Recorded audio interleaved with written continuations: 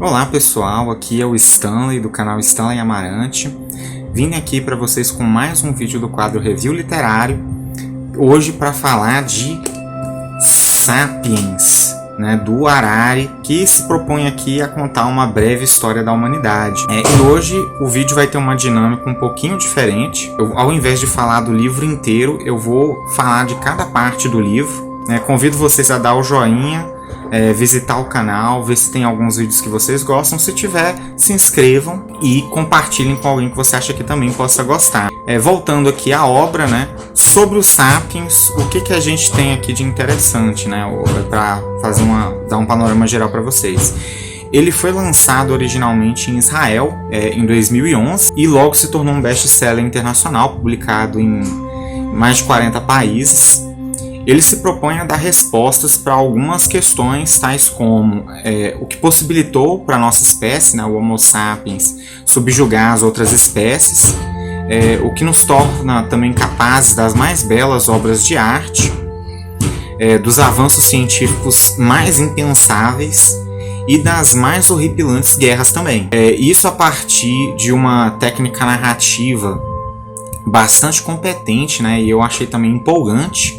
Então, quais são as partes do livro, O livro ele é em si dividido em 4 partes. A primeira parte, que é a que eu vou trazer hoje para vocês, é a que fala da revolução cognitiva, faz referência aos capítulos 1 até o 4. E aí as outras partes que eu vou trazer para vocês se chamam a segunda, a revolução agrícola, a terceira, a unificação da humanidade, e a quarta, a revolução científica. Então, agora falando um pouco do autor, o Yuval Noah Harari, ele nasceu em Haifa, Israel, em 24 de fevereiro de 76. Ele é professor israelense e doutor em História pela Universidade de Oxford, especializado em História Mundial, e também professor da Universidade Hebraica de Jerusalém. A linha de pesquisa dele gira em torno ali de questões abrangentes da história, como, por exemplo, as relações entre história e biologia, se existe ou não justiça na história, se as pessoas se tornam mais ou menos felizes com o passar do tempo. E ele também é autor de algumas obras bem famosas, eu vou colocar aqui para vocês, pelo menos 3 que são bem famosas aqui no Brasil, que são Homo Deus, 25 lições para o século XX e um mais recente que é Nota sobre a pandemia. Com relação à edição, à impressão, como vocês podem ver aqui, eu comprei uma edição de bolso, ela é pequenininha, vou mostrar aqui para vocês, um pouquinho menor que o meu palmo, ela é bem dinâmica mesmo, olha só, e ela eu achei bem bonitinha, sabe, bem arrumadinha. E é um calhamaçozinho. Ele é pequeno, mas é bem grossinho. Vocês podem ver aqui, a letra eu não achei tão pequena assim, achei num tamanho razoável. Não é uma letra grande e eu acho que nem dá para ser também considerando o tamanho do livro, Com relação ao acabamento aqui de brochura, não é o melhor que eu já vi, mas também não é o pior. Dá para ler, só que a gente tem que ter bastante cuidado, ao abrir. Vocês podem ver que o meu aqui de ler essa primeira parte, ele já deu uma desgastadazinha aqui na brochura. Então é um livro que é bacana, uma qualidade boa, dá para ter cuidado. Eu paguei R$25 nele na Amazon. Vou deixar o link na descrição para quem tiver interesse em adquirir. E não tem orelha, mas isso é comum em livros de bolso, E é uma edição bem bonitinha até. Aqui é papel offset, vocês devem ter percebido essa folha bem branca mesmo. É papel offset simples, não é particularmente liso, é um papel offset mais normal. E aí ele começa o livro aqui na primeira parte, eu vou mostrar aqui para vocês. Tem uma pequena introduçãozinha aqui, a contracapa, os dados bibliográficos, tem o sumário e ele vem já começa com essa parte aqui que é uma cronologia, em forma de tabela. Bem interessante, que aí vai aqui desde o surgimento da matéria e energia até uma espécie de síntese / previsão do futuro. E aí ele começa para falar da parte 1, que ele coloca aqui uma marca de mão para ilustrar essa parte. Então essa aqui é a parte 1, que vai falar da revolução cognitiva, e eu vou começar falando um pouco do capítulo 1, um animal insignificante. Ele começa falando desses grandes acontecimentos na cronologia da existência, né, na física, na química e na história, e fala das semelhanças entre o gênero Homo e entre os outros primatas. Também ele fala um pouco também sobre a classificação das espécies, e daí ele vai falar sobre outras espécies do gênero Homo, né, ou seja, outros humanos que não são Homo sapiens. Ele cita os Neandertais, o Homo erectus, os Soloenses, né, os Florenzienses e o Homo denisova. Fala também das dificuldades que foi para o gênero Homo e para a nossa espécie em particular ter um cérebro proporcionalmente grande, porque isso não vem de graça, né? E aí ele cita a questão do consumo de energia, que demandava muito do corpo e teria que se abrir mão de determinadas características físicas que talvez fossem mais importantes para a sobrevivência naquele momento da história. E isso dava várias limitações para a gente com relação a capacidades físicas mesmo, o fato de ter um cérebro guloso, por assim dizer. Outro ponto que destacou o gênero Homo é também a questão de ter uma postura mais ereta, que também dava algumas vantagens para a gente, a questão de ter um nascimento prematuro, que embora dificultasse algumas coisas, né, a maioria dos animais já sai ali praticamente pronto para o meio, né, para a vida, para o meio ambiente, enquanto os seres humanos não, eles precisam ser cuidados por um longo período e educados. E isso acabou sendo para a nossa espécie e outros do gênero Homo também um alavancador de habilidades sociais, porque era muito difícil cuidar de criança sozinho, então exigia uma participação meio que geral dos membros do grupo daquela comunidade, aí catalisando várias possibilidades de experiência social. Também vai falar um pouco da alimentação e da nossa posição na cadeia alimentar, né? Inicialmente ali como caçadores-coletores.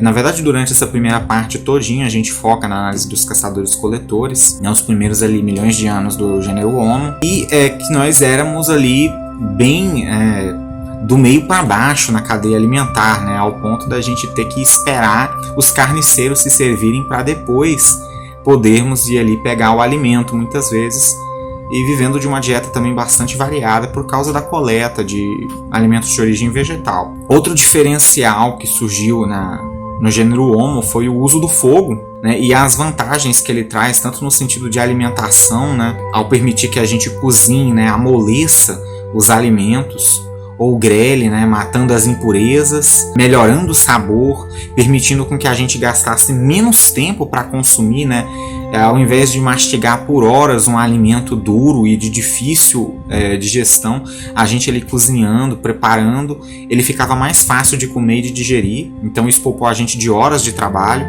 Na questão também de conforto, né, a gente poder se aquecer em período de frio, de poder ter menos trabalho para, por exemplo, limpar um ambiente simplesmente colocando fogo na vegetação rasteira, proteção, né, afugentando os animais, que permite a gente se proteger muito melhor, né, assustar os animais com fogo, ou mesmo outras espécies do gênero Homo, né. Então o fogo foi realmente um grande diferencial, foi aquilo que colocou a gente certamente fora do meio, da parte baixa ali da cadeia alimentar, jogando a gente ali do meio, a ponto de disparar, por assim dizer. Outro ponto foi nossa expansão gradual pelo globo, né, que pode ter sido, né, a gente tem duas grandes correntes de narrativa, a de confronto, né, da gente sair confrontando os demais espécies do gênero Homo, como também por miscigenação, né, ao lidar com esses outros grupos humanos, né, a gente pode ter tido relações sexuais com eles e misturado ali nosso genoma, né, nosso DNA com o deles. Hoje em dia a gente não tem, digamos, uma concordância com relação a essas hipóteses, porque a maioria dos historiadores, dos arqueólogos, acreditam que na verdade aconteceu um pouco dos dois, né? A gente tanto teve que confrontar essas espécies, né, seja por necessidades ambientais, da gente lutar por território, por alimentação principalmente, ou por simplesmente não se dar bem, né, por desavenças, por outros tipos de conflitos de origem mais social. inclusive talvez, quem sabe, aí algum tipo de preconceito entre os grupos diferentes, falta de confiança simplesmente entre grupos que tivessem formas diferentes de lidar uns com os outros. Também é bem provável que tenha existido uma certa parcela, na verdade com certeza houve, a gente já sabe disso por causa de estudos genéticos, né? Se encontram no nosso DNA traços do DNA de Neandertal, de Denisovano. Então a gente sabe que houveram esse tipo de cruzamentos, só que eles são de parcelas mínimas, 4%, né, 5%, 6%. Então houve, mas não foi tanto a ponto dessa ideia de miscigenação ter um grande destaque. Nesse sentido, a gente acha que na verdade vai ter acontecido essa expansão de forma mais complexa, né? E no fim das contas chegou a um ponto em que a única espécie do gênero Homo que perdurou aqui na Terra foi a dos Sapiens. Vou mostrar também algumas ilustrações que tem aqui para vocês, né? Aqui a gente pode ver o Australopithecus e o Neandertal e também algumas outras espécies. A gente tem também aqui uma reconstrução especulativa, né? De uma criança do gênero Neandertal, né, Homo Neandertal. Aqui o início do capítulo 2, né, na página 37, que vai falar aqui da árvore do conhecimento, né, da nossa relação com o conhecimento. Então ele começa aqui defendendo a ideia de que, na verdade, a gente não tinha, pelo menos no começo, nenhuma vantagem particular com relação aos outros grupos humanos, que é uma coisa bem polêmica. Foi apenas por cerca de 70 mil anos atrás que alguma coisa mudou nas capacidades cognitivas da espécie Homo sapiens, né, no sentido de aprendizagem, memória e comunicação. Os primeiros artefatos com uma significação mais abstrata, né, mais simbólica, que representassem ali indícios de religião, de comércio, de estratificação social, de uma nova forma de pensar, vai ser isso que vai consistir o que a gente chama de revolução cognitiva. E o que causou isso, sendo honestos, né, como o próprio Harari fala, a gente não sabe. A gente sabe que foi mutação genética, no entanto, a gente não sabe qual foi essa mutação específica e o que causou essa mutação. Pelo que a gente sabe, pode ter sido mera casualidade. Mas o mais importante para a gente, num ponto de vista histórico, né, são as consequências disso. Então a gente vai ter uma grande variedade de consequências, como um sistema de comunicação complexo, versátil, que vai permitir a gente consumir, armazenar e comunicar uma quantidade extraordinária de informações. E essa troca de informações, principalmente da fofoca, né, ou seja, a conversa sobre os membros do grupo, da comunidade na qual os membros da nossa espécie viviam, se mostrou uma das coisas mais importantes para o desenrolar do nosso desenvolvimento cognitivo. Então isso foi marcante para a nossa sobrevivência, para a reprodução e para a cooperação de grupo, que foram 3 coisas marcantes e fundamentais para nos diferenciar de outras espécies do gênero Homo. Digamos, se tornaram nossos pontos fortes. Porque era fundamental a gente saber em quem podia confiar para a gente poder colaborar, para a gente poder formar grupos maiores, mais bem organizados, mais coesos. E o outro ponto marcante que, ao meu ver, foi o que o Yuval deu mais atenção nessa primeira parte, foi a questão da capacidade de criar e acreditar em ficção. Ele trata isso como um elemento marcante, né? E ele embasa isso. Na verdade, uma coisa que eu já posso estar adiantando é que esse é um trabalho que, embora não seja necessariamente acadêmico do Yuval, ele é bastante bem embasado, né? Você vai ver que ao longo do livro ele vai deixando as referências para quem quiser ir atrás de pesquisas. Você pode ver que ele cita livros feitos por cientistas, livros acadêmicos, artigos acadêmicos de revistas bem renomadas, né, como a Science, por exemplo, que é uma das mais famosas, se não a mais famosa revista de ciência.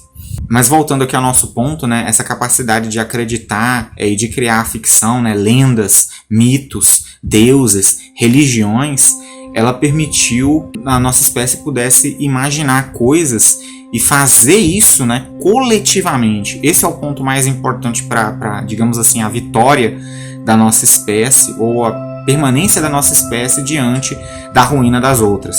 Foram exatamente essas ficções que permitiram que a gente se unisse em quantidades enormes de indivíduos trabalhando por objetivos comuns. O poder do 150 é uma coisa que o Yuval coloca bastante aqui, né? O autor, ele fala que o ser humano ele consegue ter relações íntimas e laços fortes de intimidade, de conhecimento mútuo, ali num círculo de mais ou menos 150 pessoas. Isso é um limite de uma comunidade humana que se conhece bastante bem. Mais do que isso, se mostra extremamente difícil na natureza. A gente simplesmente não tem capacidade de lembrar efetivamente e ter uma relação profunda com muito mais do que isso aí. E ele traz um exemplo muito bom da importância dessa ficção para a nossa construção de realidade, a lenda da Peugeot, que é uma marca de carros, eu acho que todo mundo deve conhecer, uma marca de origem francesa que hoje tem donos acionistas muitos chineses, e que ela é nada mais nada menos do que uma ficção. O Yuval fala, ela existe. Aí você pensa, ela existe? Instituições, leis, Estado, eles existem objetivamente, são uma coisa que eu posso pegar. E ele vem com essa ideia, que é ficção. São coisas que nós criamos e que nós concordamos sobre isso e existem nesse sentido. Mas não são coisas que existem objetivamente, né? São ficção. E aqui ele traça uma linha divisória entre ficção enquanto construto social, enquanto realidade imaginada, e mentira, né? Explicando a ideia de que eu minto quando eu vejo um leão e eu falo ali para os fulanos, que talvez eu não goste, falo ali, não, pode ir para aquele lugar ali, não tem nada demais, não tem nenhum perigo, sabendo que lá tinha um leão. Eu acho que não é esse exatamente o exemplo que ele dá, né? Mas ele é válido. Então isso é uma mentira, eu sei que não é verdade, eu sei que não é condizente com a realidade, mas ainda assim eu vou lá e pontuo isso. E a ficção não, a ficção a gente acredita nela, então a gente está falando em algo que a gente acredita, que não necessariamente tem embasamento na realidade, mas eu acredito naquilo e eu convenço outros a acreditar. Isso é a ficção, é essa ficção nesse sentido de construto social, de realidade imaginada. E ele também pontuou que essas ficções, esses construtos sociais, eles são flexíveis, né? Isso que permitiu a nossa espécie ir passando gradualmente por cada vez mais revoluções e mais mudanças de paradigma. Então, a partir desse ponto, o Sapiens ele passou a não mais depender apenas da evolução biológica, passou a contar também com a evolução cultural. Ele não era mais refém do DNA como os outros animais, né? E esse foi um processo que levou centenas de milhares de anos para a gente alcançar. Então, os animais, alguns vivem em sociedade, em comunidade, só que eles não têm essas capacidades que a gente tem, né? E mesmo que eles consigam fazer obras, digamos assim, significativas para os próprios parâmetros, como as abelhas que vivem em sociedade, as formigas, elas fazem isso por causa do DNA delas. Elas não podem fazer revoluções na forma de fazer as coisas. Isso depende de alterações no DNA. Tanto que se você for verificar grandes diferenças de construções e organização entre formigas ou abelhas, você vai ver que a partir do momento em que muda, você vai ver que o DNA já é muito diferente e já chega a ser outra espécie de formiga, de abelha. E isso não acontece, ou pelo menos não aconteceu ainda com nós humanos. Ou melhor, desculpa, não nós humanos, com nós homo sapiens. A gente está tão acostumado, né? Ele fala isso até, critica, em pensar em nós como únicos humanos. E isso não é verdadeiro. Ou melhor, isso é verdadeiro hoje. Nos últimos 50, 70 mil anos, talvez. Mas antes disso, nós convivemos por milhares de anos, centenas de milhares de anos, com outros humanos, né, de outras espécies, né, como eu disse antes, Neandertal, Denisova, Florescenses, o Homo erectus também, né, inclusive. E o Homo erectus até hoje é a espécie humana que mais viveu aqui sobre a Terra, né? Então nós ainda somos jovens, mesmo comparado com outros, embora atualmente sejamos a única espécie que existe, porque suplantamos as outras, né, ou por miscigenação ou por competição, às vezes violenta. Então, nessa linha de raciocínio, os limites entre história e biologia acabam sendo traçados. Vou mostrar aqui umas imagens para vocês aqui, né? Ele mostra uma estatueta de marfim do que a gente imagina ser o Homem-Leão, né? Que é ali uma estatueta que data de uns mais de 30 mil anos antes de Cristo. Uma outra ilustração aqui que ele traz pra gente, que é a do logo da Peugeot, né? Eu acho que vocês já devem conhecer também. enquanto ele conta essa narrativa ficcional da Peugeot. Ele trata pra gente um quadro organizativo aqui bem interessante, né, de síntese dessa revolução cognitiva e do que isso possibilitou. Se vocês quiserem dar um pause aí nessas partes para ler, é um quadro muito bacana, né? Muito bom mesmo, para sintetizar. E a gente vem para o capítulo 3, né? Um dia na vida de Adão e Eva, onde ele vai falar aqui das características psicológicas e sociais que nos moldaram, na verdade, como caçadores-coletores, né?